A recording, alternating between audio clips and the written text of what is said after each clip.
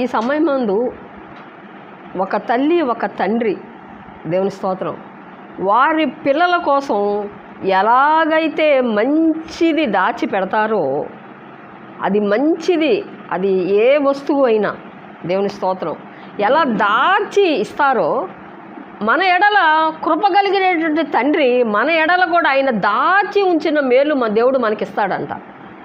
ఎలా ఉంటే, దేవుని స్తోత్రం, కీర్తన గ్రంథం 31వ అధ్యాయంలో 19వ వచనములో, నీ యందు భయభక్తులు గల వారి నిమిత్తం నీవు దాచి ఉంచిన మేలు ఎంతో గొప్పది, నరుల ఎదుట నిన్ను ఆశ్రయించిన వారి నిమిత్తం నీవు సిద్ధపరిచిన మేలు ఎంతో గొప్పది.